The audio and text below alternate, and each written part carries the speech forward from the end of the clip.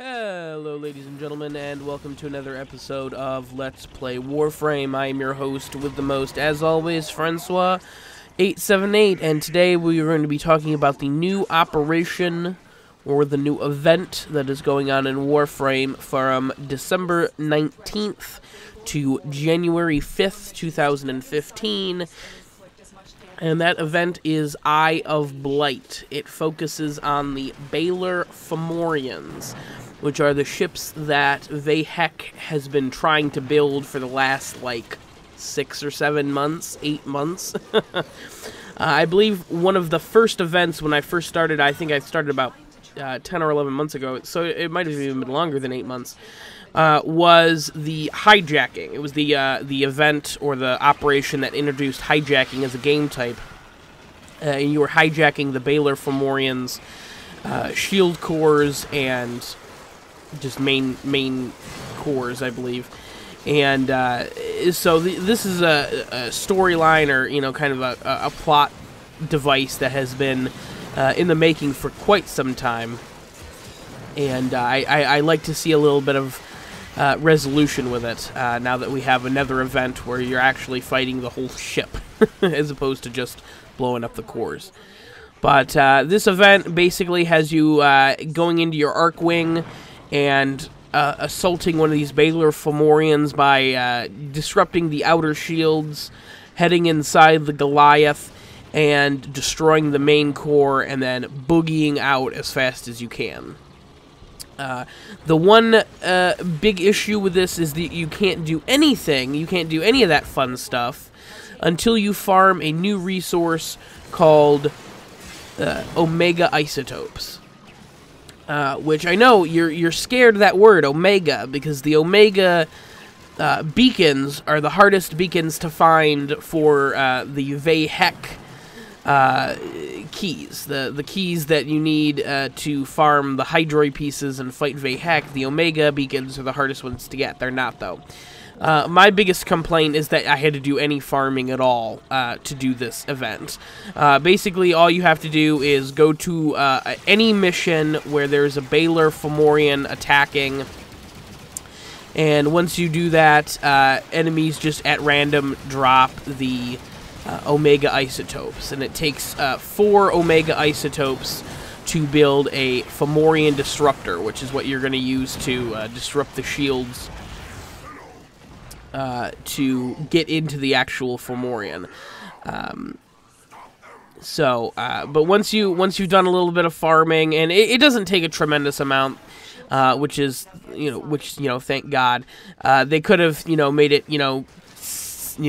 8 or 10 or 12 or 20, but you only need 4 Omega Isotopes, which maybe not in a sabotage mission or like a capture mission you'll get those, but they're not bad in they're not so bad in defense missions and survival missions and interception and stuff. You'll get them quite frequently, and so. But once you've farmed your Omega Isotopes and you've gotten a Fomorian Disruptor, you basically head into the mission. You start off way out in the boondocks. You fight your way through a number of Grineer defenses, including the Zeppelin, which is not it's not an enemy I see a lot in a normal mission. I think it is kind of specific to the Baylor Fomorian missions. But once you head in, you destroy the outer shield generators, and then you head inside here. As you can see, somebody sets off their Fomorian Disruptor. You destroy the shield nodes, and then the core itself, and then you boogie out as quickly as you can.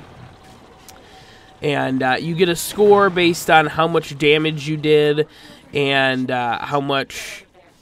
how well the team did in general, which was that 700,000 number that you saw there. That number does not... It has to do with the reward for destroying the... attempting to destroy the Fomorian, but it doesn't have to do with the event itself.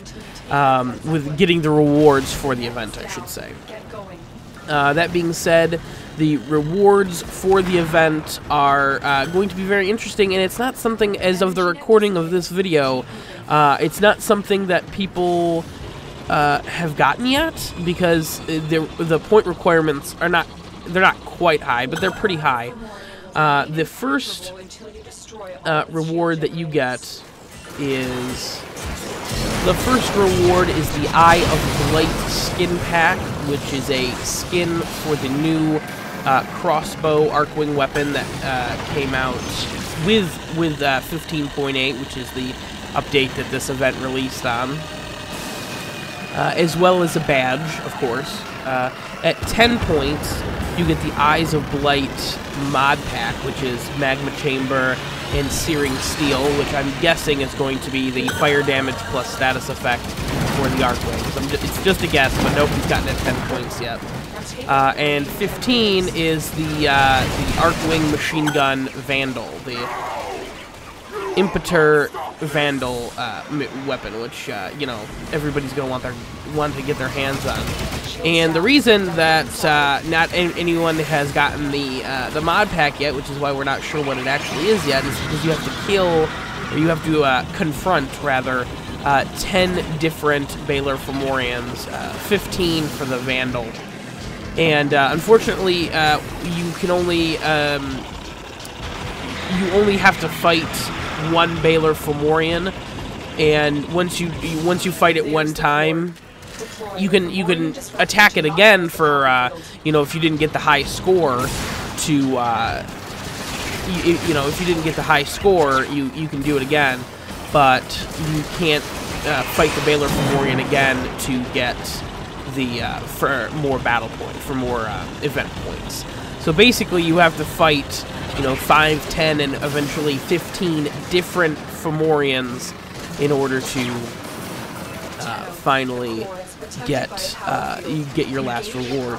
And that being said, you know, there's not a whole lot of these things. Like, they don't spawn infrequently, but I would not use the word frequent to describe their spawn rates either. So it's kind of interesting to it's an interesting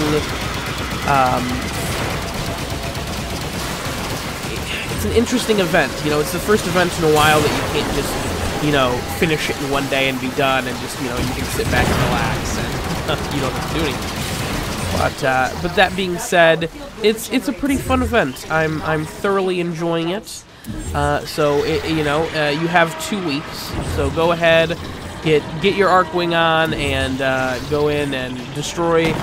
Stick to Vayhak. Destroy his new Fomorians. But with that, we're going to finish up this episode of Let's Play Warframe. Please like, comment, and subscribe, and stay tuned for more Warframe content. Thank you very much. You've done your part.